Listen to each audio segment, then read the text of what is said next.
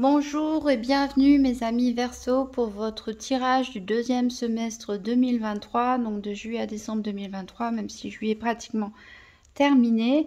On va faire un tirage des 12 maisons astrologiques, tout d'abord avec, on va recouvrir avec le Tarot Rider-Waite, puis on va recouvrir avec le Béline astrologique et le Nouvel Éteia.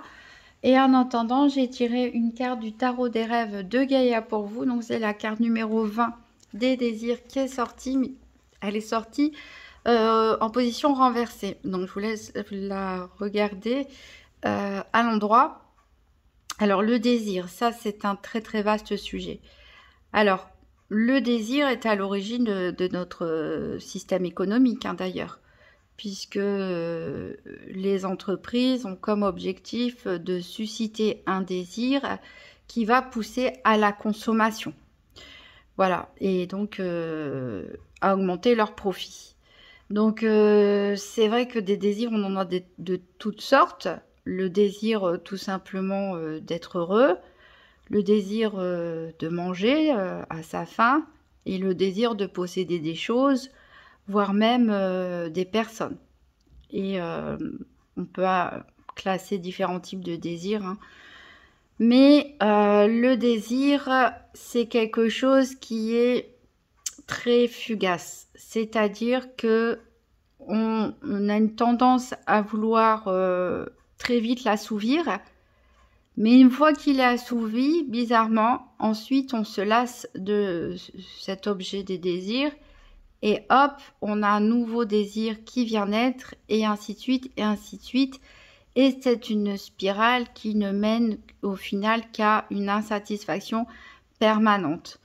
Donc le désir ici, quand il est en position endroit, peut nous dire tout simplement que vous avez des désirs sains, naturels, qui ne sont pas dans l'exagération, qui sont maîtrisés. Ici, le fait que cette carte soit renversée, ça pose la question pour certains d'entre vous, pour certains Verseaux, de vos désirs. Quelle est la raison profonde de vos désirs actuels? Est-ce que vous êtes dans cette spirale d'insatisfaction permanente? Si vous vous arrêtez 2 minutes et que vous réfléchissez à tout ce que vous avez désiré et obtenu, pourquoi n'êtes-vous toujours pas satisfait aujourd'hui? Pourquoi désirez-vous encore plus? Voilà. Est-ce que vous n'essayez pas de combler un vide intérieur, un manque intérieur?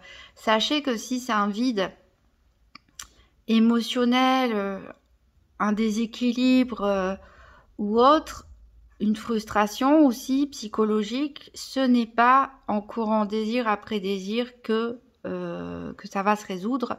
Malheureusement, ce n'est pas aussi simple que ça.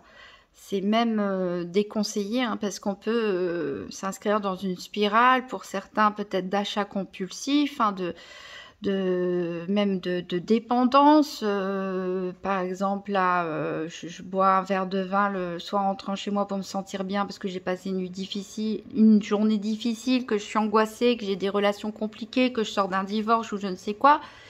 Et puis quelques semaines plus tard, je vais en prendre 2, je vais en prendre 3, et je suis toujours dans cette recherche du plaisir que me donne ce verre de vin, en fait, tout simplement.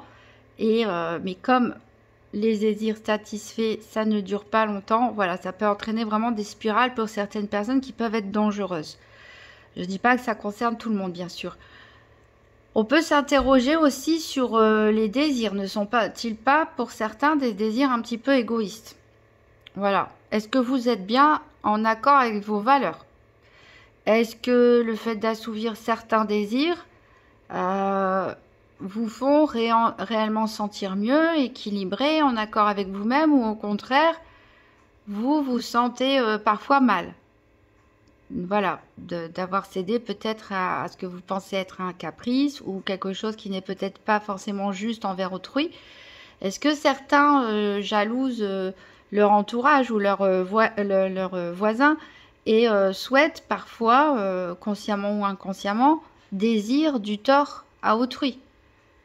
parce qu'on n'aime pas cette personne, parce qu'on n'est pas d'accord avec ce qu'elle fait, parce qu'il y a des tas de raisons, bonnes ou mauvaises, qui font que certaines personnes se mettent à dire qu'elles souhaiteraient que cette personne échoue ou qu'elle divorce ou que je ne sais quoi. Donc, est-ce que penser de telles choses, est-ce que avoir des désirs aussi négatifs, est-ce que ça va vous apporter la paix? Est-ce que voir l'échec de la personne en face de vous que vous n'aimez pas, peut-être que même c'est une personne qui vous a fait beaucoup de mal, mais est-ce que vouloir son mal en retour, est-ce que c'est quelque chose qui va vous apporter la paix? Voilà, donc il y a plein de questions qu'on peut se poser par rapport à l'origine de nos désirs et à la façon dont on y fait face, à la façon dont on les contrôle, mais ça peut nous interroger sur qu'est-ce qu'ils reflètent.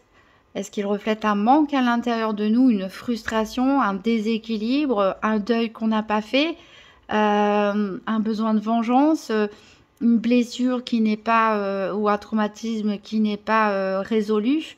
Voilà, là, il y a beaucoup de questions à se poser pour certains Verseaux.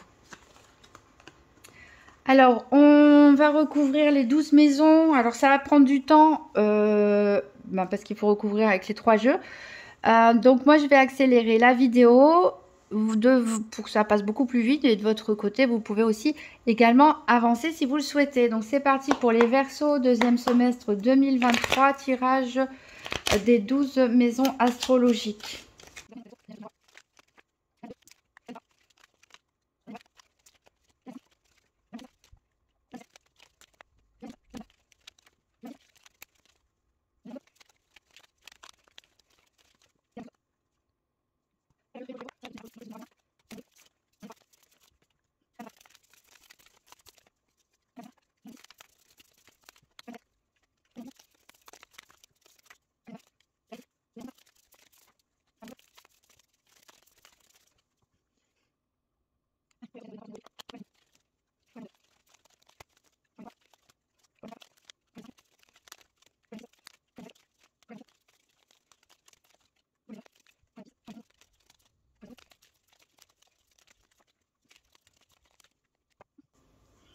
Alors voilà, toutes les cartes sont posées. Alors ce que j'ai pu noter vite fait au moment où les cartes tombaient, c'est qu'il y a une majorité d'arcanes majeures. Quand même, 7 cartes sur 12 d'arcanes majeures sur un jeu de 78 cartes.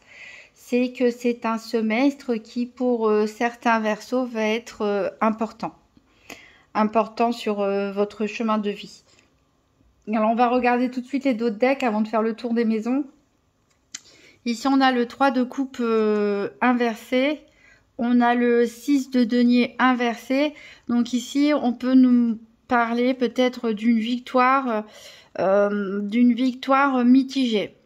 Vous aimeriez fêter quelque chose, mais voilà, il y a peut-être un aspect aussi de manque de générosité, j'ai pas forcément envie de partager.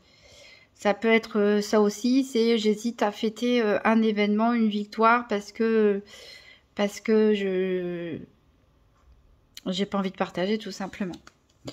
Alors, au niveau du Béline, on a ici Saturne qui nous indique la fatalité.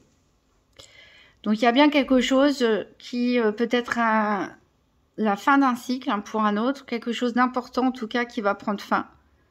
Une situation, une relation, en tout cas quelque chose d'important parce que Saturne c'est la carte quand même c'est la planète des grandes transformations, même si normalement ça se fait lentement, mais ici avec cette carte de la fatalité, ça nous annonce qu'il va bien y avoir un changement. On verra dans quelles maisons sont concernées. Il y a bien un changement radical et définitif qui va s'opérer pour vous. Ça peut concerner un homme, ça peut vous concerner vous bien sûr si vous êtes un homme. Ça peut nous parler aussi d'un couple ici. Alors au dos du nouvel étayer, on a la carte de la superficialité. D'où l'importance de s'interroger sur ses désirs aussi, savoir si nos désirs ne sont pas aussi trop superficiels parfois. Voilà, vous allez peut-être avoir en plus besoin d'aide a priori. Donc quand on a besoin d'aide, Il faut mettre la superficialité aussi de côté. Alors, on va déjà commencer par la maison 12, puisque c'est la maison des épreuves et celle qui va donner le ton, l'ambiance, on va dire, à l'ensemble des maisons. Donc moi, je les dispose comme si c'était une horloge. C'est comme ça, j'ai toujours fait comme ça pour mieux me repérer. Donc voici la maison 12.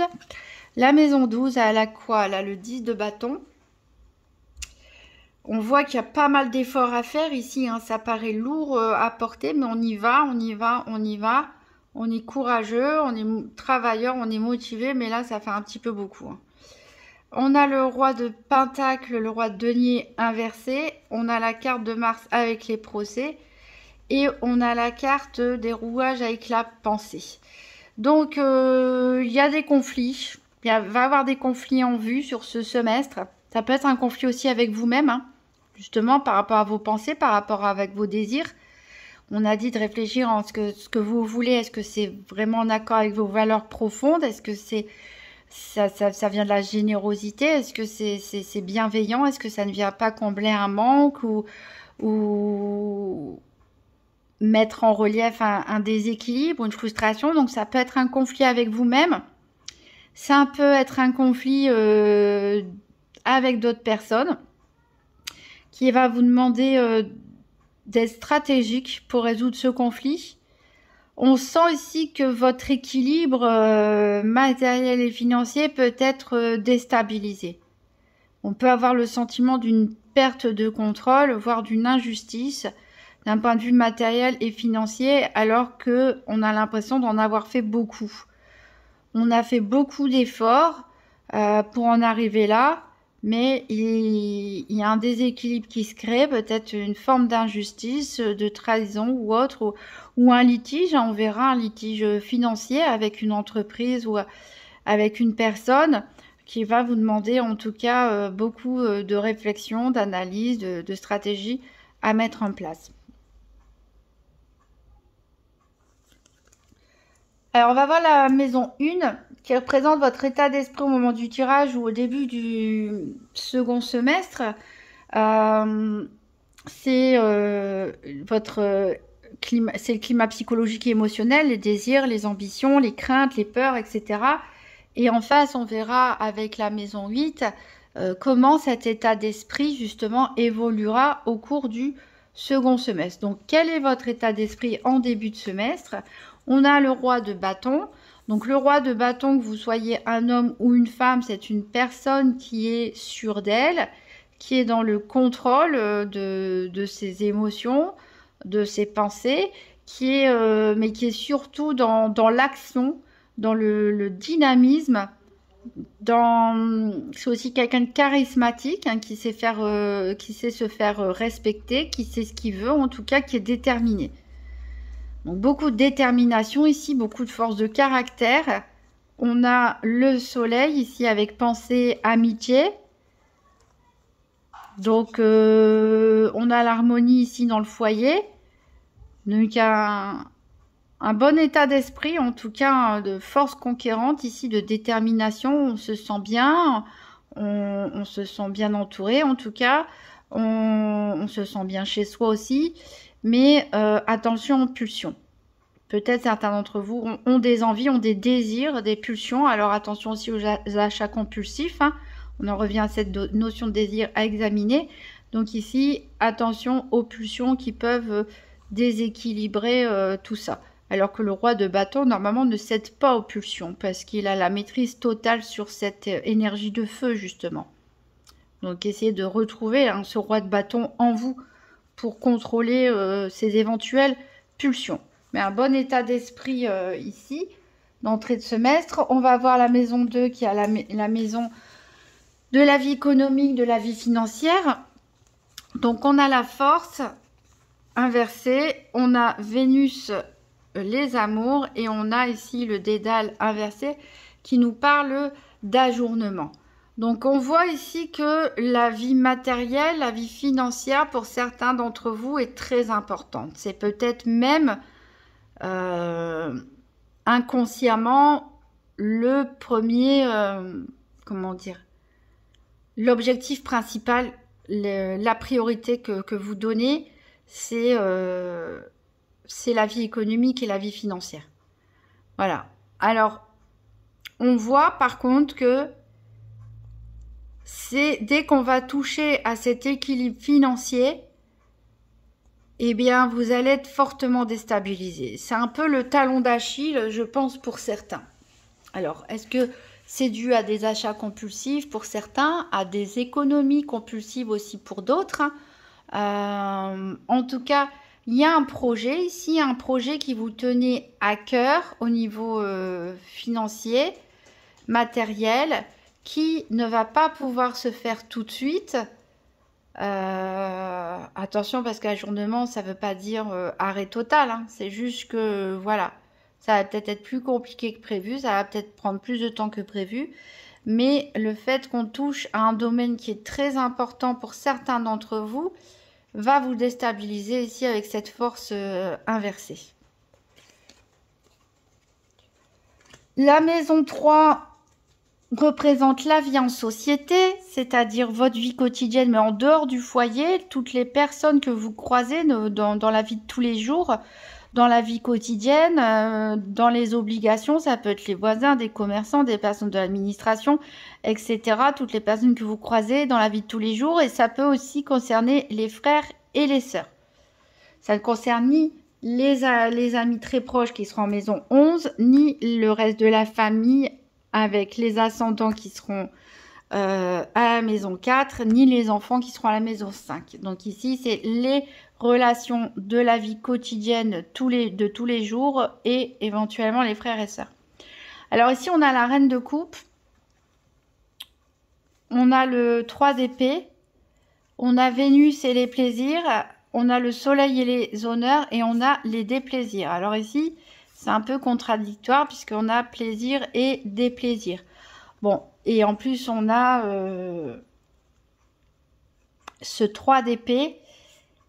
Donc, des énergies positives et des énergies assez lourdes avec ce 3 d'épée. Alors, la reine de coupe, ça nous parle d'une personne qui peut être signe d'eau. Cancer, scorpion, poisson. En tout cas, on nous parle d'une personne généreuse, équilibrée émotionnellement.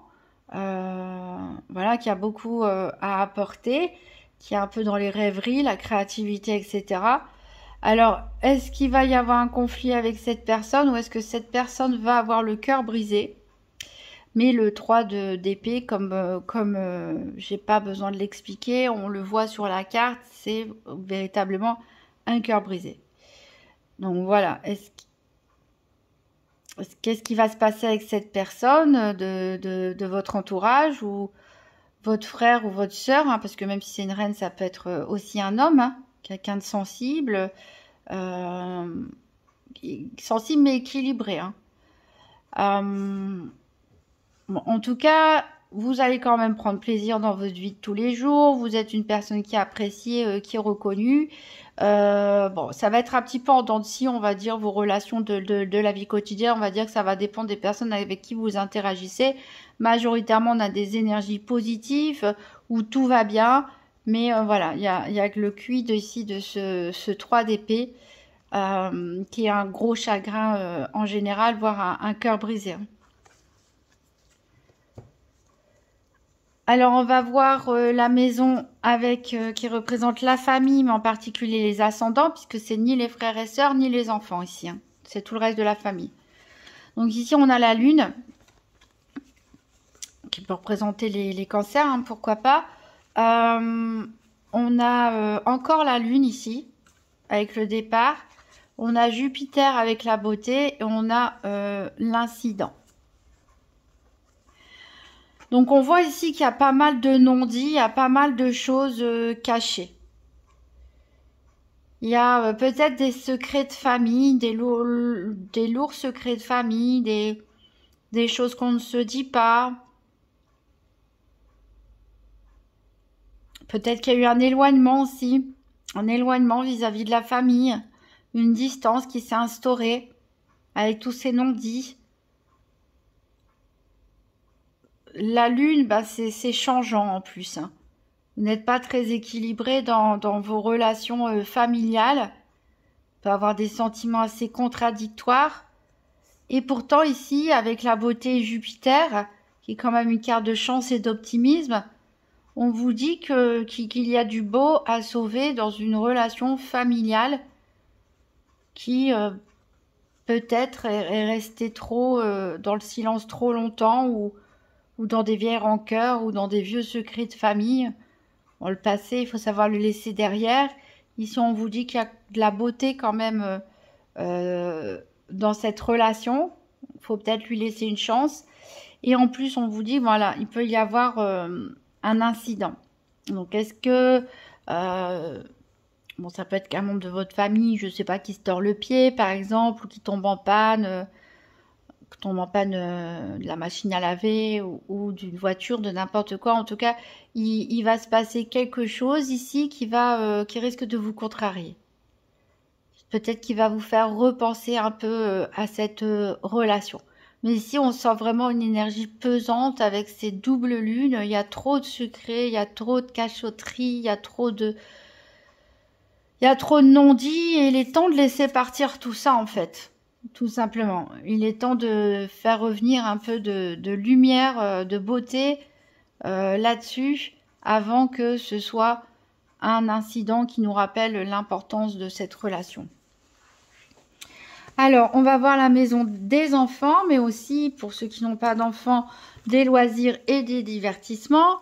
Donc, on a le 10 de denier ici qui nous prédit vraiment un bien-être, un bonheur, un sentiment d'abondance. On a encore Jupiter ici qui nous parle d'appui, de soutien. On est protégé et on a la carte de l'amitié. Donc ici, si on parle des enfants, pour les personnes qui ont des enfants, on est clairement dans une très très bonne énergie, une très bonne entente, une très bonne vibration. De très bonnes relations, hein, vraiment au beau fixe. C'est difficile de faire mieux. Si on parle des loisirs et de vos activités de divertissement, etc., si vous n'avez pas d'enfant ou autre, on voit que vous vous épanouissez vraiment dans ce que vous faites. Vous avez vraiment trouvé ce pourquoi vous êtes fait. Hein. C'est peut-être votre sport, la musique ou autre chose. En tout cas, vous êtes très content. Vous êtes soutenu dans ce que vous faites et en plus, vous faites peut-être ça avec des amis ou alors vous avez rencontré des amis sur ce lieu d'activité de loisirs. Mais voilà ici, vraiment une très belle maison ici avec une très très belle énergie positive où vous accomplissez soit avec vos enfants, soit dans vos loisirs et vos divertissements avec des amis. Alors, on va voir la maison 6 qui représente la vie quotidienne, mais cette fois-ci à l'intérieur de votre foyer. Donc, tout ce qui est tâches ménagères, obligations, etc. Et bien sûr, le foyer. Donc, on a le hiérophante. On a deux arcanes majeures, hein, pour le coup, ici. On a la justice inversée. Ça nous parle aussi du signe de la balance. On a la lune ici avec la maladie. Et on a les chemins avec l'hésitation. Donc, il y a quelque chose qui ne fonctionne pas, bizarrement au sein du foyer, au sein de la vie quotidienne, à l'intérieur de chez vous ou dans votre maison. Là, on vous dit qu'il va falloir écouter des conseils. Peut-être parler à un avocat, parler à un médecin, un psychologue, un coach, conseiller financier, n'importe quoi, mais vous en remettre à une autorité supérieure ici. Et je vois plus ça au niveau administratif ou juridique, hein, pour certains d'entre vous, à cause de la présence de la justice à côté. Mais il va falloir là que vous vous demandiez l'intervention de quelqu'un et que vous respectiez ses consignes et ses conseils.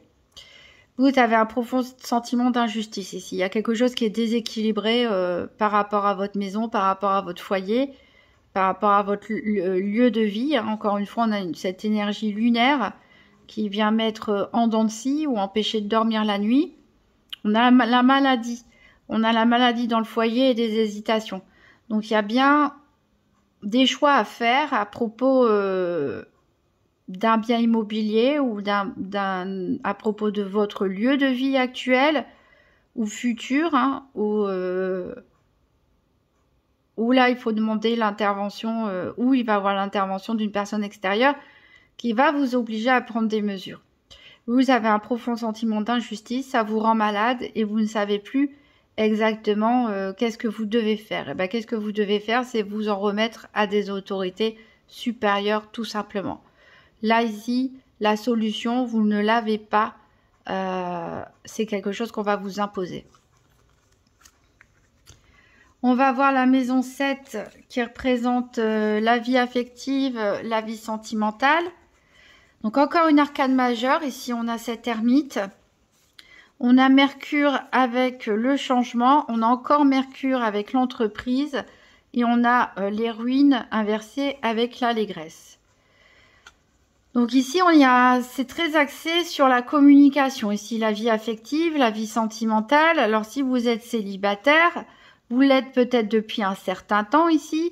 Vous avez passé pas mal de moments d'introspection, peut-être pour guérir d'une blessure, pour apprendre à mieux vous connaître, pour essayer de sortir d'une dépression peut-être. Et là, ici, Mercure, hein, c'est la communication. Donc, on a beaucoup d'échanges, on a beaucoup de communication. Ça vous fait énormément plaisir. On voit qu'il y a du changement positif dans votre vie, en tout cas. On a une envie de construire quelque chose. Voilà. Donc, un nouveau projet. Alors, je ne sais pas s'il y a eu une rencontre ou s'il va y avoir une rencontre. En tout cas, il y a quelque chose qui va vous redonner de l'optimisme un petit peu dans votre vie affective. Peut-être, voilà, des nouveaux projets, des décisions qui vont être prises, des changements dans votre façon peut-être de faire, dans votre façon de voir les choses. Voilà, en tout cas, de la joie à venir. Pour les couples, on sent que peut-être qu'il y a eu des moments difficiles dernièrement, l'un contre l'autre ou les deux contre le reste du monde, je ne sais pas, mais des épreuves où vous avez ressenti le besoin de vous isoler à l'intérieur de vous pour essayer de comprendre, de digérer, d'accepter les choses, de faire un travail en profondeur. Et ici, il y a beaucoup d'échanges, beaucoup de communication. Il y a des nouveaux projets. Pourquoi pas le projet de bâtir une maison pour certains avec ce changement et l'entreprise. Peut-être même du créer une entreprise, un commerce ensemble, hein, pourquoi pas. Mais voilà, des projets vraiment qui vont ressouder votre couple, qui vont vous redynamiser le couple.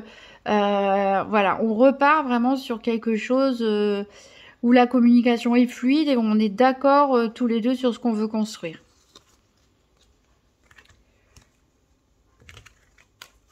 Alors, on va voir la maison 8, c'est l'évolution de votre état d'esprit du début. Alors, pour rappel, ah oui, on avait le roi de bâton, l'harmonie, l'amitié, donc un bon état d'esprit de départ, hein, sauf attention, pulsion.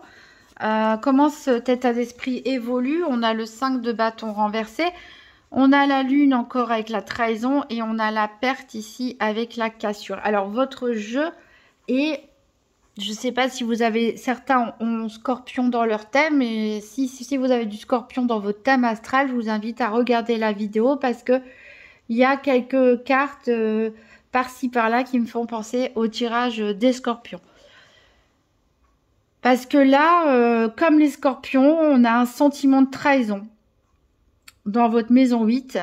Et ils avaient cette carte-là, mais inversée, qui parlait de deuil. Mais bon, le deuil, c'est une perte, hein, de toute façon. Quoi qu'il arrive, on arrive aux mêmes conclusions. Ici, on n'a plus envie de se battre d'un seul coup. Il y a peut-être eu trop de tension avec une personne en particulier ou plusieurs. On n'a plus envie de se battre. Ici, on a une espèce de découragement, de sentiment d'avoir été trahi, d'avoir été trompé. Ici, il y a quelque chose qui se fracture définitivement. Voilà, on a un sentiment de perte. Vraiment un sentiment de perte, voire de vol. Hein, parce que perte et trahison, ça peut être un vol, une escroquerie. Il se passe quelque chose, en tout cas, avec quelqu'un qui est pas très beau. Qui est pas très beau et qui fait basculer votre état d'esprit très positif du départ en quelque chose d'un petit peu plus sombre. Alors, on va voir la maison 9, la spiritualité ou les voyages. On a le 9 de bâton, on a la mort on a le cloître et on a la surprise. Alors,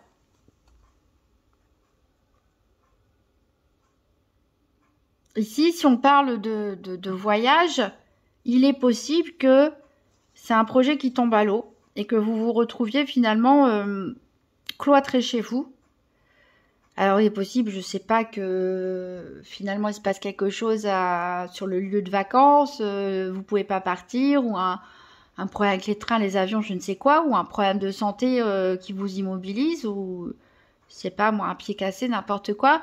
En tout cas, il y a quelque chose qui arrive assez soudainement et qui peut peut-être bloquer vos projets de voyage.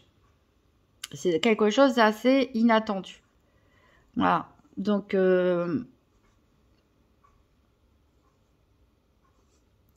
ici, on voit qu'il y a pas mal eu de travail de fatigue. Peut-être qu'on s'est même blessé en voulant trop travailler, en voulant trop en faire. C'est possible. En tout cas, là, il y a un temps d'arrêt, pouf, tout s'arrête d'un coup. On n'a pas vraiment le choix finalement. Donc, bon, j'espère que ça va pas gâcher vos vacances en tout cas, et que c'est pas quelque chose qui va durer. Avec la surprise, on peut aussi penser à de bonnes surprises, hein, aussi qui vont arriver.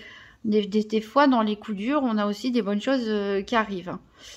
Donc, si on parle de spiritualité ici, on peut parler aussi d'un profond changement aussi. D'un profond changement dans peut-être dans vos croyances, dans ce que vous souhaitez comme évolution personnelle. Une profonde transformation hein, qui peut paraître surprenante aux yeux de votre entourage. Alors voilà, ici faites attention au surmenage, aux excès, aux pulsions en tout genre, parce que vous voyez la tête de cette personne là, elle tient debout, mais elle a besoin de son bâton là et c'est un petit peu compliqué. Donc ne forcez pas trop sur les choses. De toute façon, j'ai l'impression que vous allez être obligé de vous arrêter. Peut-être les personnes qui bougent beaucoup, qui se déplacent beaucoup, bah, il va se passer quelque chose, des grèves ou je ne sais quoi, et qui fait que vous allez devoir vous arrêter et puis rester chez vous. Voilà, ou une surprise vous y attend. Alors, on va voir la vie professionnelle, ou les études aussi, ou si vous faites du bénévolat, etc., dans la maison 10. Donc, on a l'as de bâton.